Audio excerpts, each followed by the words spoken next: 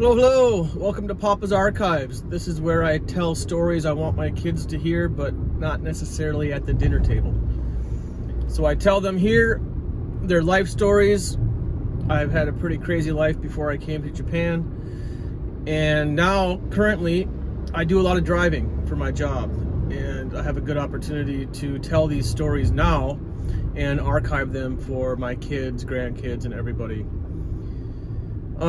This is a drive between Yamagata and Obanazawa today. I'm going back to Yamagata, but the sun is setting, so I don't know how much light I'm going to have here today. It's going to set in about 10 minutes. It's already behind the clouds, but maybe we'll be okay. I wanted to start basically with pre-Japan, how I got to Japan, because it's like two lives for me. Yeah, we're gonna come back to that. So let's just start at the beginning. I used to ski a lot. I used to ski hard, as you kids know.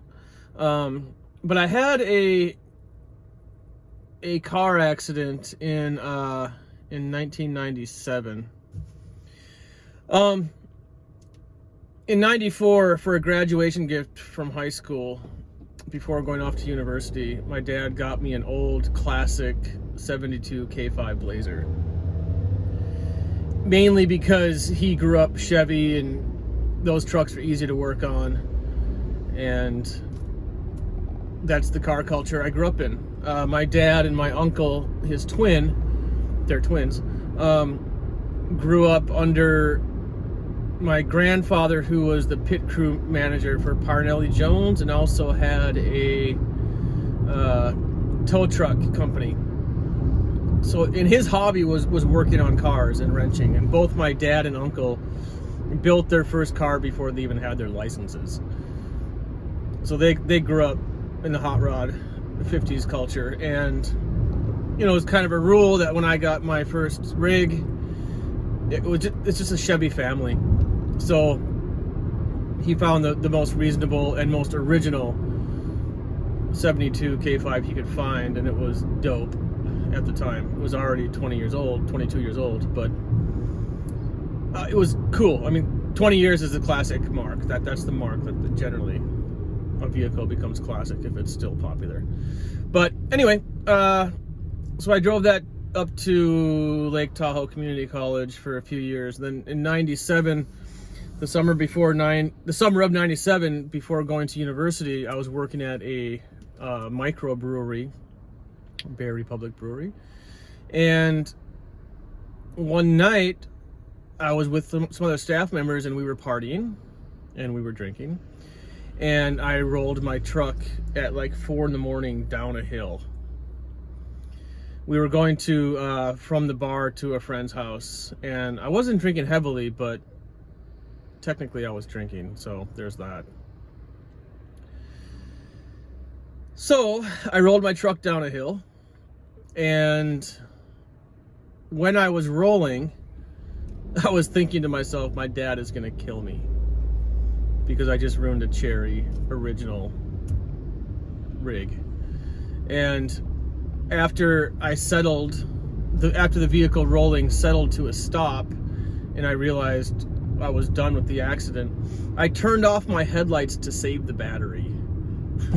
I just didn't understand the extent to which my truck was destroyed, or how lucky I was, or what just happened, because it was on a dark, not lit winery road, and Dry Creek Winery, and I just didn't know what happened. We just rolled down a hill, and I didn't know how many.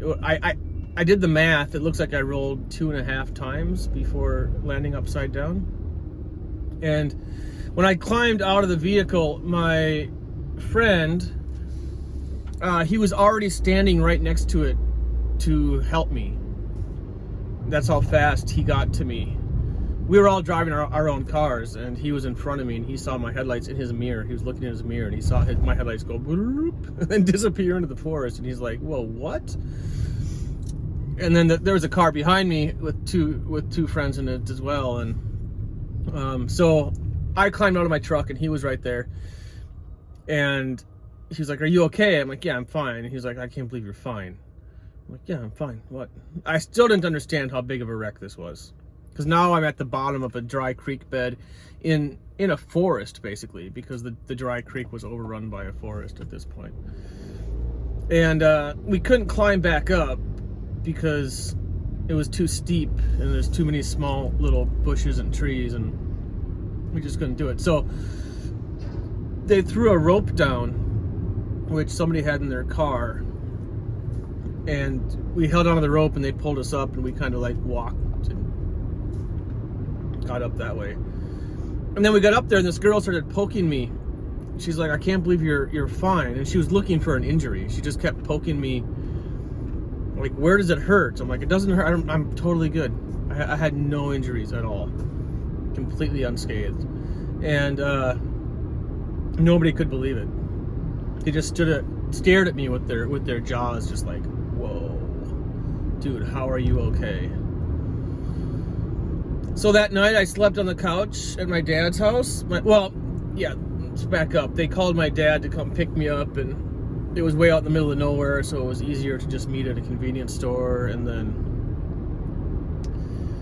we met at the convenience store. My dad wanted to see the wreckage, so the next day we could call a tow truck to come pick up my truck or find my truck. And it was a nightmare the next day with tow trucks. But the next day, what I want to get to is the next day I woke up in the morning, and in the newspaper was circled 272 Blazers with no engine or transmission, just body parts for sale for, I think it was like $1,500 for these two shells, basically. Because my dad believed that the chassis and the drivetrain was probably fine, even though I rolled down a hill. And so he was busy searching for replacements as soon as he woke up.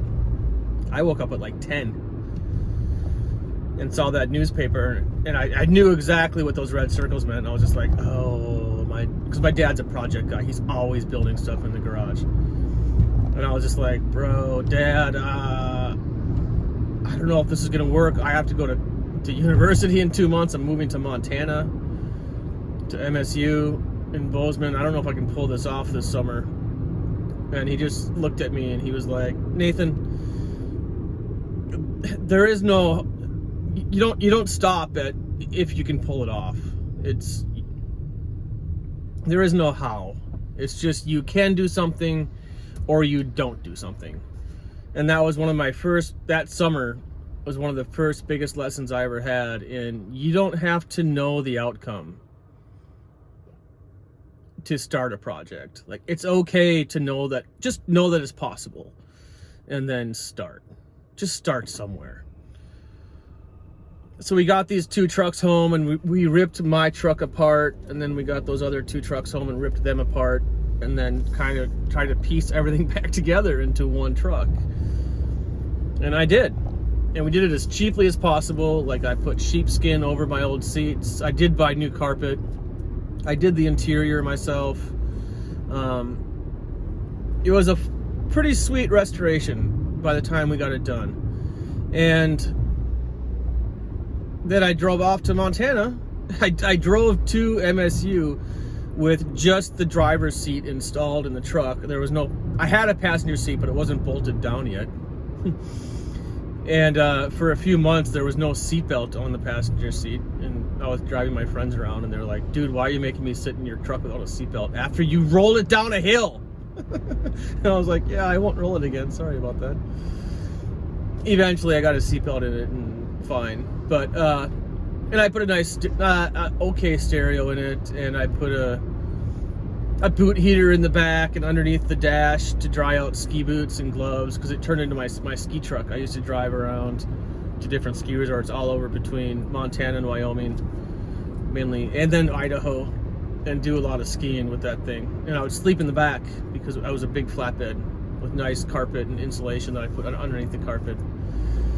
So it was a rad rig for a long time. And then after graduation, I moved back to Tahoe, and I was working at Kirkwood. And one night not one night, one day, it was my turn to drive. I was a ski school guy, sales and marketing. And my roommate was the ski school manager. Then my other roommate was the snowboard school manager. And my other roommate was snowboard sales, ticket sales like me.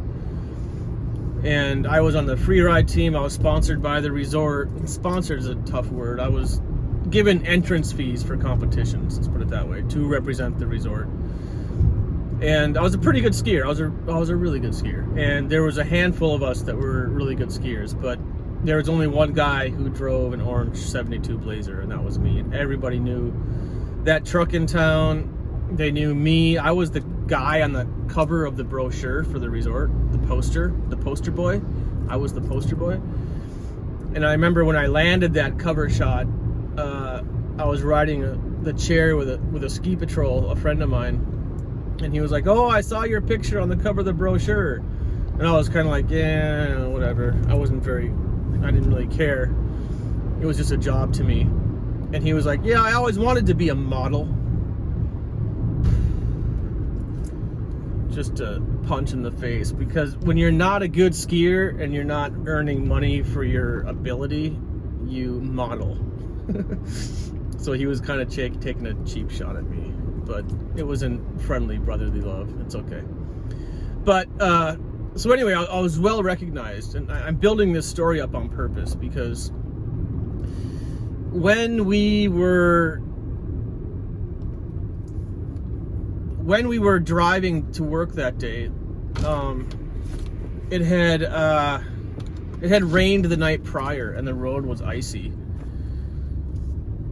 So I took my truck out of 4-wheel drive and put it into 2-wheel drive. I had to lock the hubs in those days. There's a switch on the outside of the wheels. It wasn't a button in your car. You had to go outside and turn a switch on the front wheels. But what happened when you locked the front hubs is you made both wheels turn at the same pace.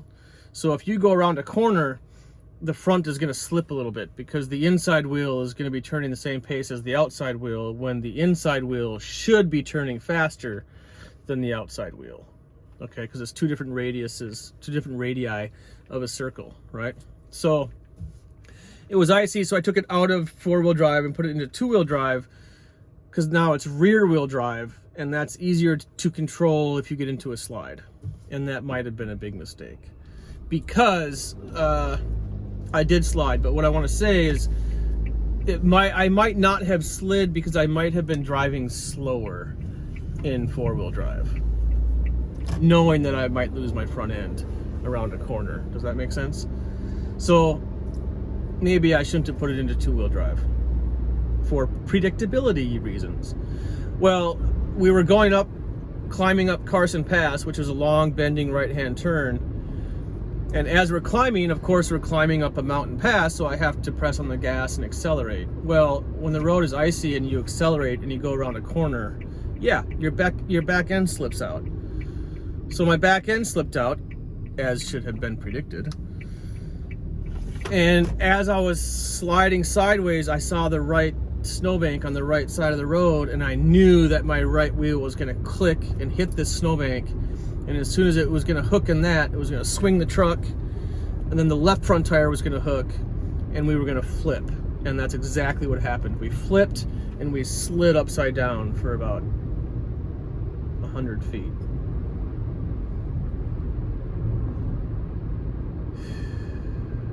And when we were sliding,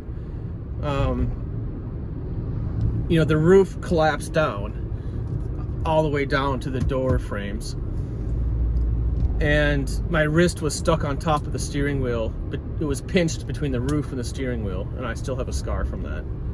I don't know how I didn't lose my hand, because the entire back half of the fiberglass top ripped away, and we were just surfing on this fiberglass, and I could feel and hear the gravel on the other side of the fiberglass just rubbing on my head, and I'm just crunched up, and I'm just thinking that I'm dead, because I'm gonna lose my head.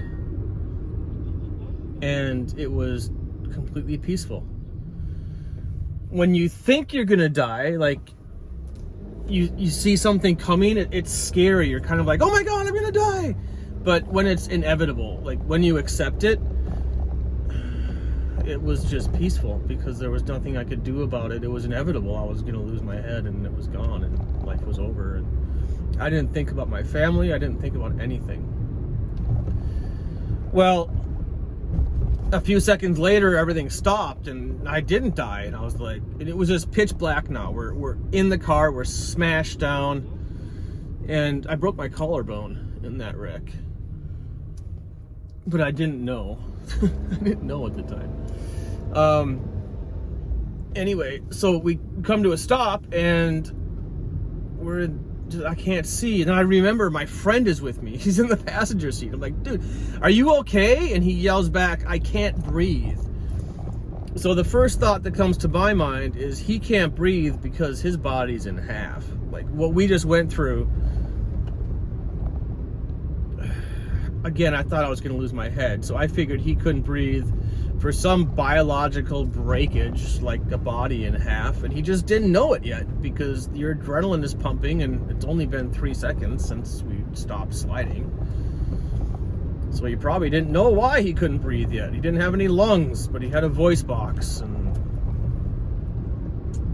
so I thought I killed my friend. And then a few seconds later, or a moment later, he released his seatbelt. In those days, there were no shoulder straps. It was just a lap belt. And he released his lap belt, and then he could move around. And he's like, "Oh, now I can breathe. It was just my seatbelt." I was just like, "It's just your seatbelt. Are you okay?" He's like, "Yeah, I'm totally fine." And I was like, "I'm totally fine too, except my wrist was locked between the ground and my steering wheel. This collarbone was broken, but I didn't know. And my left shoulder was dislocated. And I knew that, but I have a history of shoulder dislocations I'll talk about another day. But I knew that my shoulder was out, and I just had to like get my shoulder back in, and he's trying to get out, he's trying to move, and I'm like, dude, stop moving, let me get my wrist out of the steering wheel. Anyway, at the same time, somebody starts banging the door on the outside of the truck. And they're screaming things like, "Are you okay?" or stuff like that. And we're like, we can't open the door. We can't get out. Like we're okay, but we're stuck. We can't move. And he tried to open the doors, and the doors didn't open. And he's like, "I'm gonna get the tailgate." So we went back to the tailgate of the truck and used a crowbar to just destroy and open the tailgate. So that was our out. We had to get from the front seats here back to the tailgate to get out. And we're flipped it upside down, so the only way to do that is to go through these two seats, through that hole between the two seats, and then slide on our backs on the road because there's no more fiberglass top. That was gone. And we had to slide on broken glass and CDs and all sorts of just debris. So by the time we got back to the tailgate and we could get out of the vehicle, our jackets were just shredded. Because, yeah, that was our blanket, our sheets that we slid on to get out. So we get out, and again, there's this girl, she's poking me. And she's like, "Are you okay?" I'm like, "Yeah, I'm fine." Because I didn't know my collarbone was broke, but my shoulder that was dislocated was back in because I was a pro at dislocated shoulders by this point. And my friend was fine, and everybody was they're giving me this look again, like, "I can't believe you're okay." And I was like, this is the second time this has happened. Like, I kept repeating that in my head. This is the second time this has happened. I've been through this before. A catastrophic rollover car accident, and I walk away like unscathed, fine. And everybody thinks I should be dead. So the ambulance comes, the cop car comes, and the paramedics got out of the ambulances, and they started walking over to us, and they were laughing because they knew right away that there's no blood and we're standing there. So they're like, clearly these guys are fine. I mean, even if I had a small broken bone, like they were just like, "You're fine."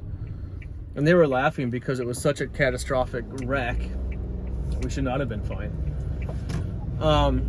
But they said, "Come into our ambulance anyway. Let's give you a nice physical test and make sure that you are actually okay. So my friend went into his ambulance, I went into mine, and we sat in the ambulance for 30, 40 minutes or something. I don't know how long. But they gave me a full physical exam, and they were just laughing the whole time, like, you have to buy a lottery ticket today. I can't believe you're okay. And I just kept telling them, this is my second time. And they're like, whatever, buy a lottery ticket. And this collarbone didn't hurt. I didn't know until like a week later. I was like, I think this is broken. Anyway, that's collarbones. So we're in the ambulance for, a while. And then we come out of the ambulance. And now there's a police officer. He's directing traffic. The people who helped us are gone because they were told to leave the accident because we're busy. And cars are just going by. Now, here's the thing you have to swallow. I didn't realize at the time. I'm watching a big, huge snowplow push my truck and all the debris to the side of the road. There's CDs and ski poles and broken glass and fiberglass top ripped all over the place. And there's also somehow my transmission broke. Or the link between the drivetrain and transmission, maybe that seal broke or something, because there's transmission fluid everywhere. And it was just smeared on the ground, like, that's it. It was just smeared on the ground from the truck. And transmission oil is dark red. So it looked like our bodies were just plastered on the road. It was disgusting. It was like, oh my God, that's so ugly. I mean, I knew it wasn't blood because I knew what transmission oil was. But if you were driving by it, you would see that and think, oh my Lord, those guys are not alive anymore. And the cop is trying to keep people moving quickly, so you can't get a good look anyway. And now, we used to open the ski school building, which means we had to be there before 8 and open up the doors because you want ski school sales to happen early before the resort opens at 9 because it's busy. So, we always arrived early, and in that time that we were in the ambulances, all of our staff, not our staff, but the resort staff were driving by and they were seeing my truck, and they knew my truck and they knew who was in it. And the ambulances didn't have their sirens on because it's not an emergency. Okay, think about that for a second. So the cop offers to drive us home, and we're like, well, we don't want to go home. We want to go to the resort because there's nothing to do at home. I don't want to go sit on the couch. I want to go smoke a joint and ski. Like, I just want to ski and get, cool down. So he said, I can't drive you to the resort because that's a different jurisdiction, but I can drive you back to the intersection where it'll be easier for a car to pull over and pick you up if you want to hitchhike. And we're like, okay, let's do that. So he drove us back to the intersection, and then a truck came a few minutes later, a pickup truck. He came and he opened his window and he's like, clearly you need a ride, you're hitchhiking, but why are you out here in the middle of nowhere with no gear? Because we didn't have our skis or anything, because our skis are at the locker at the ski school. But we were dressed in pro jackets but they were all shredded. And he was saying that he knew exactly that something happened, like we were in a car accident or something. So we climbed into his pickup, and we had to take our jackets off because we didn't want to ruin his seats, because our jackets were covered in oil and glass. And anyway, so then we drove to the resort, and we drove by the accident site, and we never said a word. We were just like, it was dead silence the whole way there. And the driver was like, yeah, I can see what happened here. And then we got to the resort, and because we were ski school management, we always parked right at ski school, like right in front of the door. But it's a huge ski resort, right? So all the general public park in these big parking lots away from everything. And this is like 10 o'clock in the morning at this point. So all the parking lots are full, and this guy who's parking has to park way at the other end of the resort, like the last parking lot. And we didn't want to tell him, oh, you have to drop us off at ski school. We didn't want to, that was rude. So we just got out where he parked and said thank you for the ride, and then we we walked to ski school. So we had to walk across the village, the base village, and I was wondering, like, where are all the staff? Because, like, the lifts were turning and people were skiing, but there were no lift staff helping the public. There were no parking staff directing cars. There were no lifty staff shoveling snow. There was nobody doing anything. It was like, where are all the staff? This is so weird. And then we got to ski school, and we opened the doors, and everybody was in ski school. And Billy just runs up to me, and he just gives me this hug. And he's like, dude, I thought you were dead. And then I realized, like, everybody's in ski school, and they're all crying, and they all thought we were dead. I was like, no, bro, I'm fine. It's all good. You guys, thank you for worrying. But we basically walked into our memorial service. Bro. So, now what? Everybody's like, you have to buy a lottery ticket. You're so lucky. And I always kept on saying, like, this is the second time this has happened.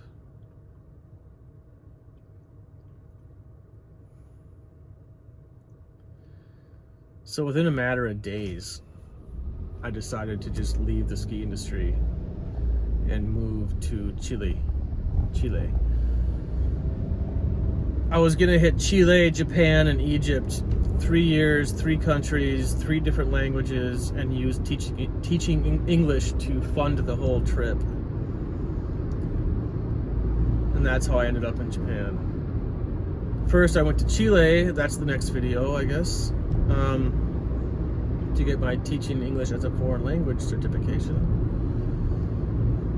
So I was in Chile for almost a year, and then I came to Japan, and I met a girl, and I stayed. And then I started a family, and that's how you're here. So that when people ask me, why did you come to Japan? It's like, do you have time for the story? Because I know you don't have time, so to put it simply, I came to Japan to start over because I got a second chance. I had accepted my death. I didn't die in that moment. It was very spiritual for me because it was not the first time that I had been through something like that. And I knew skiing wasn't really working out. I mean, it would have worked out if I would have waited and been more patient and hadn't given up at age 26. I didn't give up. I just tried to go sponsor myself. Like, get a job so you can afford to ski instead of asking companies for money. And that's what it was. But to do that, I had to go and step away from skiing. I had to step away. It was a soul-searching time. So I went to the driest place on earth, the Atacama Desert. And I guess that's next time, because it's getting dark, the light's going dim, and that's all we have time for today. See you next time here on Papa's Archives, where I tell stories that I want to tell to my kids, but not necessarily at the dinner table.